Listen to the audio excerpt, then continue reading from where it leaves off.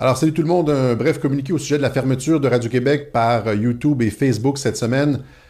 Donc, par la présente, moi, Alexis Cossette-Trudel, déclare que mes comptes personnels et professionnels du réseau social Facebook et celui de ma chaîne Radio-Québec sur le média en ligne YouTube ont été fermés dans l'espace d'une semaine, et ce, sous de faux prétextes.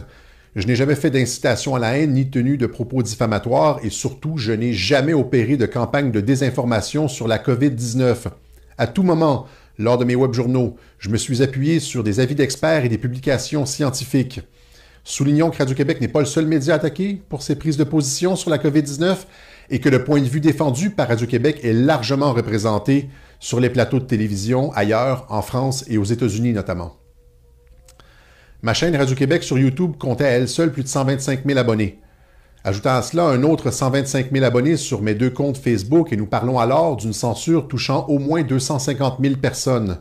De plus, durant cette même période, lors du point de presse gouvernemental du 7 octobre 2020, le premier ministre du Québec, M. François Legault, a affirmé que je niais l'existence du virus de la COVID-19 suite à la question d'une journaliste de la CBC, ce qui est faux, puisque je n'ai jamais tenu de tels propos, ni en public, ni en privé.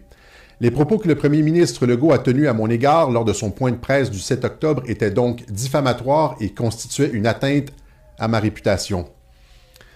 Que l'on soit en accord ou pas avec mes idées, mes propos ou mes analyses, je ne peux pas accepter de me faire censurer ou attaquer de la sorte.